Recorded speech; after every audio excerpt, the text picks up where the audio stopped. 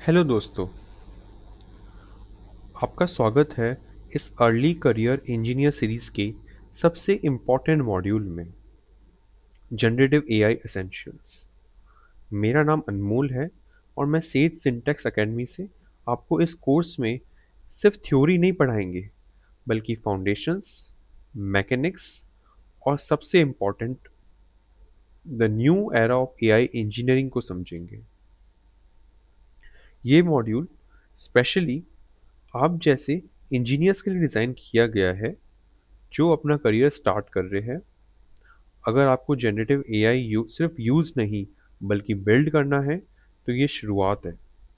आज हम क्या क्या कवर करेंगे? पहले कोर डिफरेंस क्या है एआई के टाइप्स में, फिर इसकी ब्रेन द ट्रांसफॉर्मर कैसे काम करता है, और लास्ट में हम देखेंगे कि आप इसको अपने प्रोजेक्ट्स में कैसे यूज़ कर सकते हैं हैंड्स ऑन एपीआई सेटअप के साथ। तो चलिए शुरू करते हैं इस फंडामेंटल शिफ्ट के साथ। The core shift.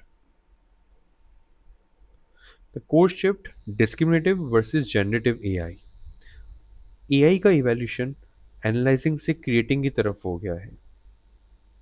पहले एआई दुनिया को देखता था, अब वो दुनिया बना रहा है। इस डिफरेंस को समझना बहुत ज़रूरी है। तो सबसे पहले हम शुरू करेंगे कि पहले के एआई क्या करते थे और आज के एआई क्या कर रहे हैं। आजकल के एआई को जनरेटिव एआई बोला जाता है और पहले के एआई को हम डिस्क्रिमिनेटिव एआई बोलते थे। तो सोचिए, चलिए देखते हैं डिस्क्रिमिनेटिव एआई क्या होता है। सोचो, ये एक क्लासिफायर है। इसका काम है डेटा को एनालाइज करना और कैटेगरीज के बीच में एक बाउंड्री ड्रॉ करना। जैसे ये डेटा देखकर क्लासिफाई करता है, इज दिस ईमेल स्पैम। क्या मतलब है इस बात का? इसका मतलब है कि ये ईमेल कोई स्पैम है क्या। आप हमारे अपने इनबॉक्स में देखते होगे एक स्पैम का अलग फोल्डर होता है। उसमें कौन सी ईमेल्स आती है? जो अलग अलग इंस्टीट्यूशन से आती है, सेल्स की ईमेल आती है, आपको कोई उल्लू बनाना चाह रहा है, कोई आपको बार बार सेम चीज़ का एडवर्टाइजमेंट भेज रहा है, तो वो सब चीज़ें स्पैम में जाती है। ये काम कैसे होता है? एक क्लासीफायर होता है जो ईमेल की कंटेंट्स को देखता है, ईमेल की रिपीटिव पैटर्न्स को देखता है और उसको क्लासीफाई करता है कि ये ईमेल स्पैम है और मैं अपने यूज़र को ये ईमेल नहीं दिखाऊंगा। अब इसके अलग अलग क्लासीफायर होते हैं। ये हो गया ईमेल स्पैम क्लासीफायर। अगला होता है ट्यूमर्स का, जो मेडिकल दुनिया का होता है। कोई मेडिकल इमेज को देख के पूछता है, इस दिस ट्यूमर मेलाइंट। इसका मतलब क्या होता है? बेसिकली वो एक इमेज को देख रहे हैं और वो ये देख रहे हैं कि ये ट्यूमर कैसा है। ये क्लासीफायर हो गया कि इस ट्यूमर की प्रॉपर्टीज कैसी है और ये कैसा है। अगला है विच डिजिट इज दिस। ये वाला बहुत कॉमन है। आप लोगों ने देखा होगा, जब आप अपनी गाड़ी, टू व्हीलर, बाइक कुछ भी लेके रोड्स पे जाते हो, अगर आप कोई रूल तोड़ते हो अपना, आप हेलमेट नहीं पहन रहे हो, आप ओवर स्पीडिंग कर रहे हो, आपके घर पे चालान आ जाता है। वो कैसे होता है? वो होता है एक डिजिट क्लासीफायर से। वो आपकी गाड़ी के नंबर प्लेट को पढ़ते हैं। वो आपकी जो गाड़ी के नंबर प्लेट में जो डिजिट्स लिखे हुए होते हैं उनको क्लासीफाई करते हैं। जैसे HR26 लिखा है तो ये हरियाणा का नंबर है, 26 है उसमें कौन सी सिटी है, और वो आपके नंबर से आपका जानकारी निकालते हैं और आपके घर पे चालान, आपके नंबर पे चालान भेज देते हैं। ऐसा होता है डिजिट क्लासीफायर। तो ये तो होता था डिस्क्रिमिनेटिव एआई। अब जनरेटिव एआई में क्या हो रहा है? जनरेटिव एआई नाम से क्या समझ में आता है? नाम से ही क्लियर है, ये क्रिएट करता है ऐसी एंटायरली न्यू कंटेंट जो पहले एग्जिस्ट नहीं करता था। फॉर एग्जाम्पल, अब आपके पास में एक मेल आया, आपको उस मेल का रिप्लाई करना है। तो आप जेमिनाई, चैट जीपीटी को आप एक प्रॉम्प्ट दे सकते हो, write a professional reply to this email. अब ये क्या हुआ? आपने एआई को बोला कि मेरे को एक रिप्लाई लिख के दो ईमेल को। और पहले डिस्क्रिमिनेटिव एआई क्या करता था? वो देखता, एक ईमेल ऑलरेडी बनी बनाई होती थी, उसको पढ़ता था, उसको देखता था कि ये ईमेल स्पैम है कि नहीं। पर यहाँ पे क्या हो रहा है? ये लिख रहा है, ये खुद से जनरेट कर रहा है ईमेल को। इसको इसको बोलते हैं जनरेटिव एआई। अब आपने इसको बोला, write a professional reply to this email. इसने पहले से लिखा हुआ रिप्लाई नहीं उठाया, बल्कि सिचुएशन के हिसाब से नया रिप्लाई सिंथेसाइज किया। So creation and synthesis entirely new content that did not previously exist is called generative AI. इसने पूरी नया मेल का कंटेंट बनाया, उसने आपके जो स्पेसिफिक मेल होता है उसके हिसाब से ट्यून किया, उस कॉन्टेक्स्ट में रिप्लाई जनरेट किया, इसलिए हम इसको जनरेटिव एआई बोलते हैं। चलिए एक और एग्जांपल देखते हैं।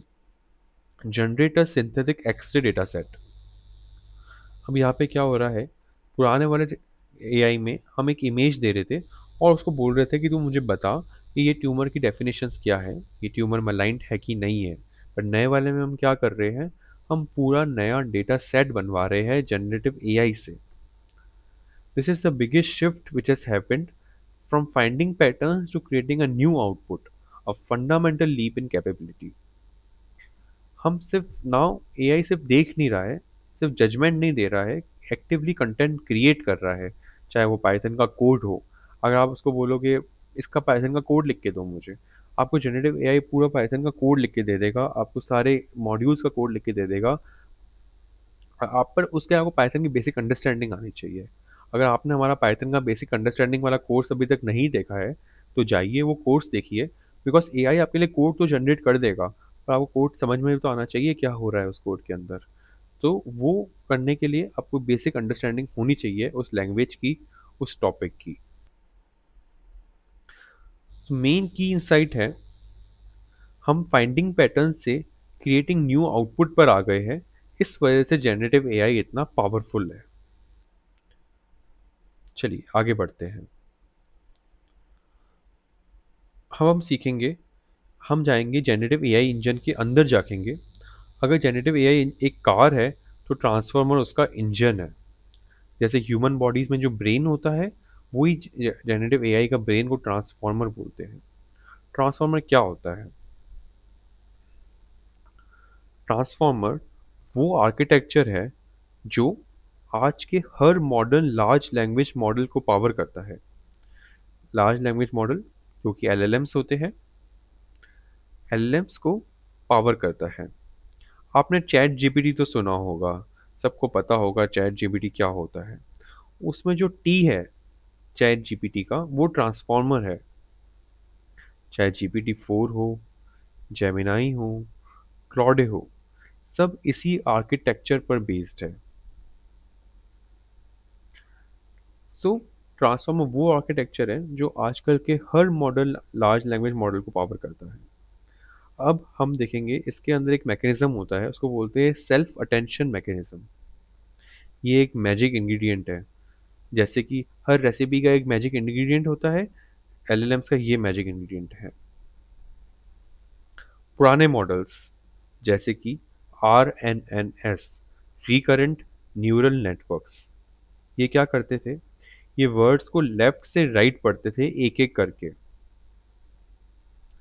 अब ये जो नया ट्रांसफॉर्मर है, जिस सेल्फ अटेंशन मैकेनिज्म की वजह से क्या करता है, ये मॉडल को एक सेंटेंस में हर वर्ड की रिलेवेंस को बाकी सभी वर्ड्स के अगेंस्ट साइमल्टेनियसली वे करने देता है।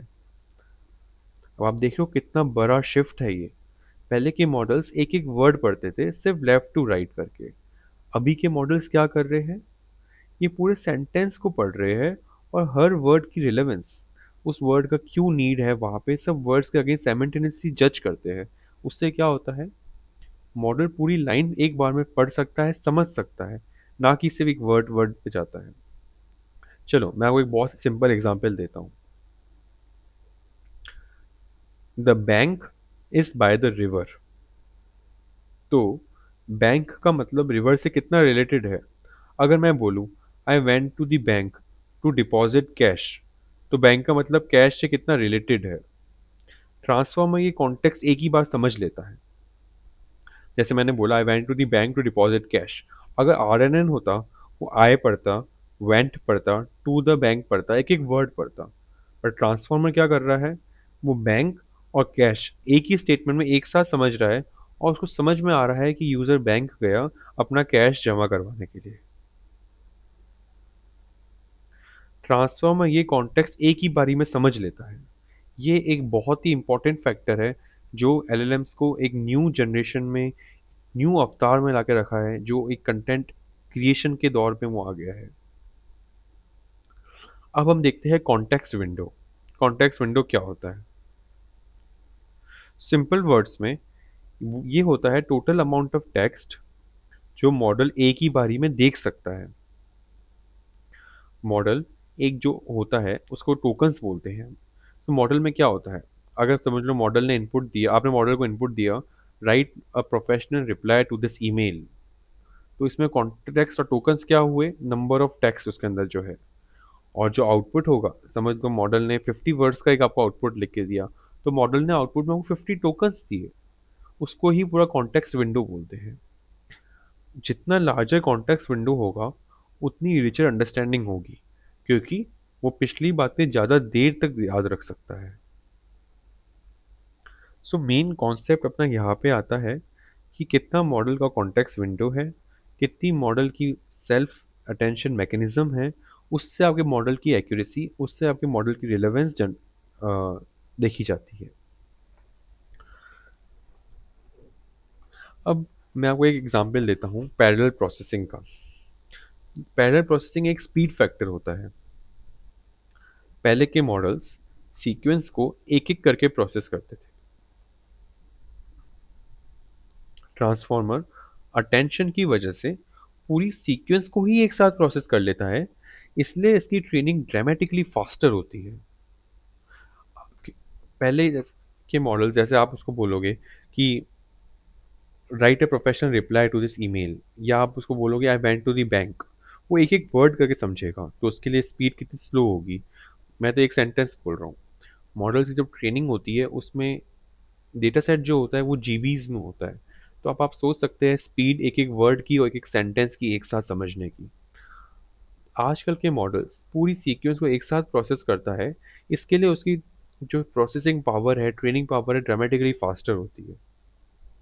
अब आप आजकल देख रहे होगे कि जीपीटी में रैम वगैरह बहुत लग रही है। क्यों? क्योंकि वो पूरी सीक्वेंस को एक साथ प्रोसेस कर रहे हैं। उससे क्या हो रहा है, जो उसकी प्रोसेसिंग पावर है वो तो बढ़ रही है, पर प्रोसेसिंग पावर बढ़ रही है तो उसको मोर कंप्यूट चाहिए, उसको भारी जीपीयू चाहिए, भारी रैम चाहिए, पूरा कॉन्टेक्स्ट एक साथ समझने के लिए। इसके लिए जीपीयूज आजकल जो न्यू जनरेशन मॉडल्स है उनके लिए बहुत बहुत इंपॉर्टेंट बन के रह गए हैं।